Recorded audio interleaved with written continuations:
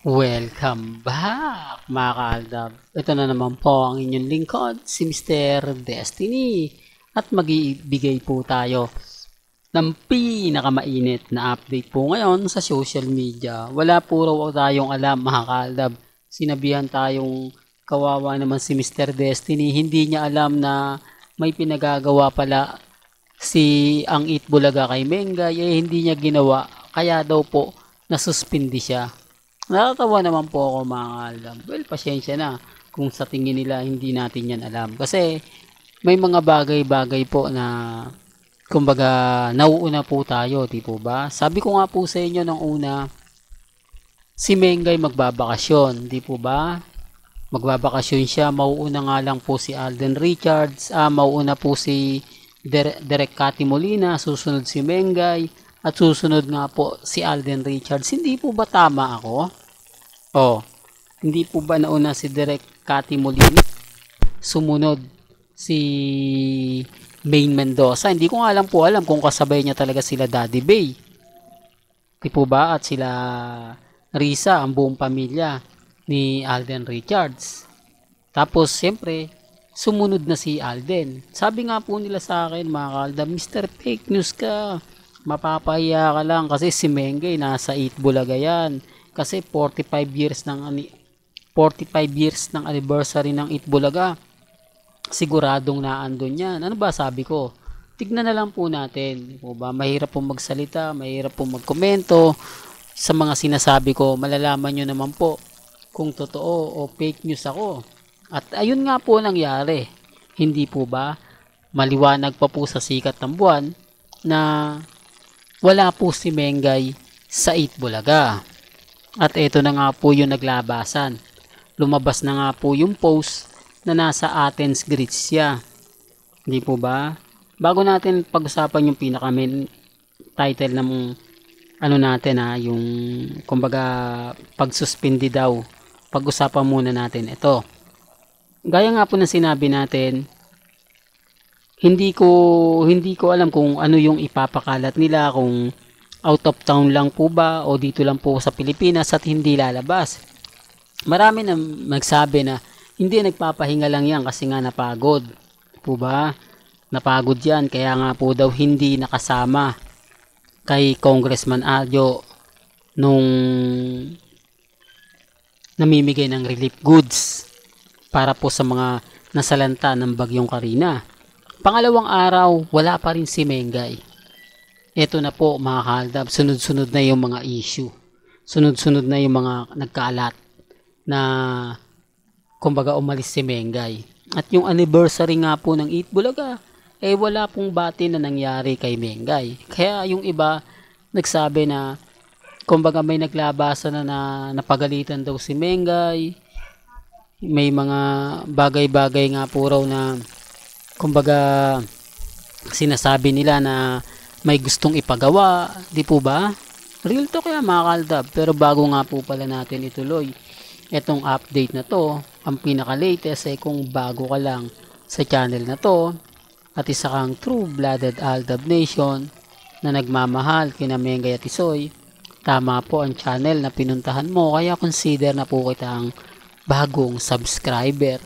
At huwag mong kalimutang i-share ang mga video po natin sa mga mami, sa mga titas, at sa mga senyor. Pero bago yan, pag-usapan natin tong Philippine Star ngayon. Natutuwa naman po ako. Napakasipag po talaga nito mag-update, no? Parang yung website nila, si Mengay lang po talaga yung tumatakbo. Si Mengay lang po talaga yung masasabi mong pinag-uusapan nila. Hindi po ba? Samantalang napakarami naman pong real talk to, napakarami naman pong mga bali-balita. Katulad nga po ng mga issue di po ba? Pero bakit nga po kay Mengay na apat na pirasong post lang pinagkaabalahan nilang i-post sa social media, di po ba? Hindi, para lang klaro, para lang din po mapapaisip yung iba, para lang po masasabi nila na oo nga Mr. Destiny, tama ka, yung mga sinasabi mo, mga komento mo talagang sapul na sapul, di po ba? Tapos sasabihin nila ako pa raw po yung paasa, samantalang Kitang-kita nyo naman po, di po ba? At ramdam naman po ninyo. Well, pag-usapan na natin ang pinagagawa ng TBJ. Ano kaya yung pinagagawa ng TBJ? At tumanggi si Maine Mendoza, kaya sa sinispinde at tinanggal. Ito naman po yung mga bali-balita. Magbubukas na yung Meralco Theater na kung saan pinagawa ng TV5 para nga po sa 8 Bulaga. Mas malaking studio, mas maraming tao na po pwede magkasya. At syempre, dadagdag na po ng mga host. Dahil maluwag na, mas marami pang tao mag-guest. Ito nga po siguro yung nami-miss nila na gagawin po. Yung barangay, di po ba, barangay showdown. Yung dating napapanood natin sa 8 Bulaga, yung Zumba, di po ba, dance Zumba na enter sa barangay, di po ba, na nagkakaroon. Parang yun po ata yung gusto nilang ibalik. Dahil siyempre, kakaiba nga po yun eh. Barangay-barangay po manonood at susuporta po sa kanila.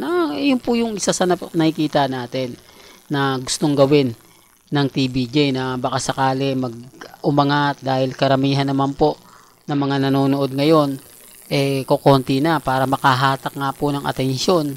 At syempre, kumbaga back to normal na nga po ang Pilipinas, although may mga sakit pa na iniiwasan kahit papaano ibig sabihin na makakaluwag-luwag na. Kaya yan po yung isa sa gagawin po ng 8 Bulaga.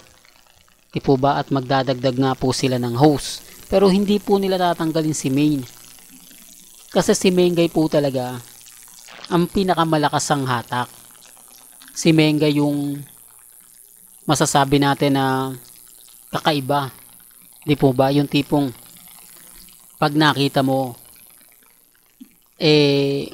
hindi pa siya gumagalaw, talagang hahanga ka na sa kanya. Bukod sa napakaganda, talagang bibo. Hindi po katulad nila Atasha, nila Miles na nahihiya pa. Di po ba na medyo naiilang siya, gagawin ko ba to, matutuwa ba yung mga di po ba yung pinipredict mo na agad yung mangyayari dun sa gagawin mo na baka pag ginawa ko to magmukhang tanga lang ako, baka walang magkagusto, di po ba? Hindi katulad ni Mengay na kapag ginawa niya, alam niya na marami matutuwa. Alam niya sa gagawin niya, pati siya matatawa. Yan ang pagkakaiba nga po ng isang Maine Mendoza. Kaya nga sabi ko sa inyo, sa mga bali-balitang ganyan, pagka nakikita ko at nababasa ko, masarap mag-comment, di po ba, na sa tingin nyo, sino naman ang ipapalit kay Mengay? Sa palagay nyo, sino naman yung karapat dapat na hahalili sa isang Maine Polkerson? Kung ang ABS-CBN lang na artista, mga yung natira doon, mga hindi na ganong hindi po ba aktibo, although marami pang sikat sa ABS-CBN, pero namlam yan yung tipong yung karir nila parang di po ba nagpahinga na, kaya mahihirapan pa. Mabuti pa kung sikat na sikat ang ilalagay nila, yung pinag-uusapan pa hanggang ngayon at pinagpepiestahan. Pero sa tingin nyo, tatanggap nga po ba sila ng talent fee na sa tingin nila napakababa, tapos mas mahaba pa oras kaysa sa taping, di po ba, o sa mga teleserye, di po ba, kasi simula alas 12 hanggang alas 2:30, tapos pag Sabado 11:30 hanggang alas 2:30, di po ba, araw-araw pa yon. Samantalang ang taping ilang beses lang sa isang buwan, o tapos na, mas malaki pa bayad. Yan sinasabi ko, mga kaaldab. Hindi tayo artista o hindi tayo manager, pero alam po natin yan. Dahil nga po updated tayo. Kaya pasensya na po sa mga nagsasabi na hindi updated si Mr. Destiny. Keso ganito, keso ganon. Okay lang naman po yun. Hindi naman po ako namimilit Di po ba, kung sa tingin nila na puro paasa lang ako, puro fake news lang ako, okay lang. Kasi ako pa rin po panalo Ako pa rin po nagsabi na magbabakasyon si Maine. Ako pa rin po unang nagbigay ng update na mawawala si Mengay sa 8 Bulaga. Pero anong nangyari? Hindi po ba pambabash at pang-iinsulto lang? At sinasabi na ko na mapapahiya ka lang. Pero sa bandang huli, ako pa rin po ang wagi. Di po ba? Well, hanggang dito na lang po ang ating latest updates. Kaya kung gusto nyo pa po ng pinaka-latest at sariwang update. Abay, tumutok lang po kayo dito po sa channel ni Mr. Destiny para updated po kayo sa mga latest at sa mga bagong video po na ilalabas po natin maya-maya lang. Hanggang sa muli, salamat po sa panonood at pakikinig.